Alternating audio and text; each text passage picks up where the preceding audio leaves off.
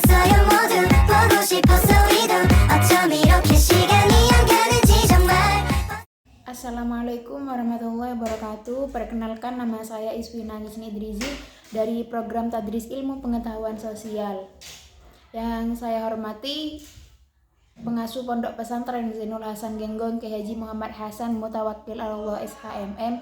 Yang saya hormati Rektor Universitas Islam Zainul Hasan Genggong Dr. Abdul Aziz Wahab MAG. Yang saya hormati Ibu Dekan Fakultas Tadris Umum Ibu Wahyu Lestari MPD. Yang saya hormati Kak Prodi Tadris Ilmu Pengetahuan Sosial Bapak Babul Baharudin. Dan yang saya hormati dosen pengampu Psikologi Pendidikan Ibu Vika Anjana. Baik, di sini saya akan mempresentasikan karakteristik peserta didik. Yang pertama, dari karakteristik peserta didik itu ada 3. Yang pertama, domain kognitif, yaitu pengetahuan.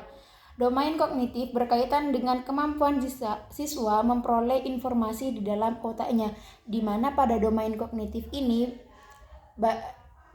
bagaimana siswa memperoleh informasi di dalam otaknya. Nanti itu kan ketika siswa sudah mengetahui apa itu menerima pengetahuan, di mana di sana siswa itu akan dicerna oleh otaknya. Yang kedua, di sini ada domain afektif, yaitu sikap, di mana pada domain afektif ini penerimaan atau menaruh perhatian, kesediaan menerima rangsang dengan memberikan perhatian kepada rangsang yang datang. Jadi domain afektif ini yaitu berkaitan dengan sikap. Yang ketiga yaitu ada domain psikomotor. Ini adalah keterampilan. Presesi adalah kemampuan membedakan suatu gejala dengan gejala lain, kesiapan antara kemampuan menempatkan diri untuk melalui suatu gerakan.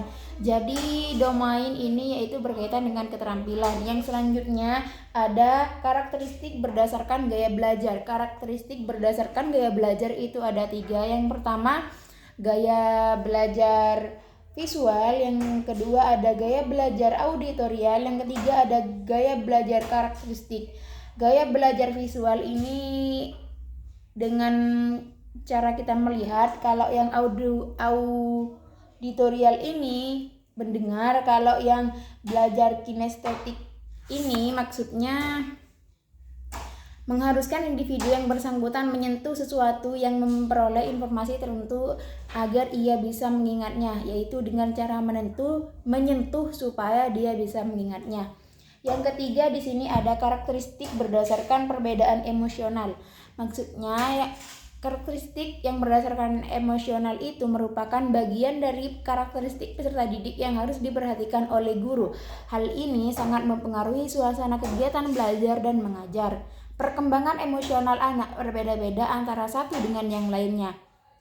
Di sini ada 3 utama reaksi emosional anak, yaitu yang pertama, anak lebih sering terjadi perselisihan dengan teman sebaya, menunjukkan sikap sudah tidak suka walaupun rentang benci pendek. Yang kedua, kegiatan berteman lebih intens, bermain bersama di rumah maupun di luar rumah. Hubungan anggota keluarga seperti kakak lebih sering terjadi bentrokan karena anak berusaha menunjukkan kekuatannya. Yang ketiga, perilaku yang mencolok adalah perilaku marah atau tidak senang dengan menyembunyikan diri sambil menangis.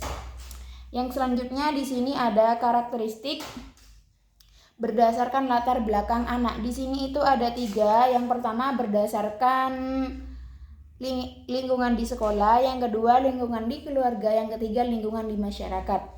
Yang pertama, lingkungan sekolah.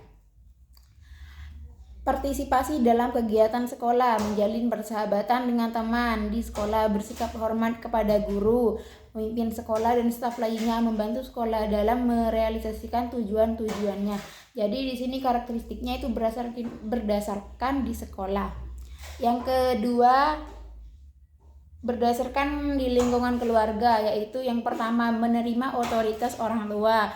menerima tanggung jawab dan batasan-batasan keluarga, dan berusaha untuk membantu keluarga sebagai individu ataupun kelompok dalam mencapai tujuan. Yang ketiga, lingkungan masyarakat. Yang pertama, mengakui dan respek terhadap hak-hak orang lain. Yang kedua, memelihara jalinan persahabatan dengan orang lain. Yang ketiga, bersikap simpati terhadap kesejahteraan orang lain.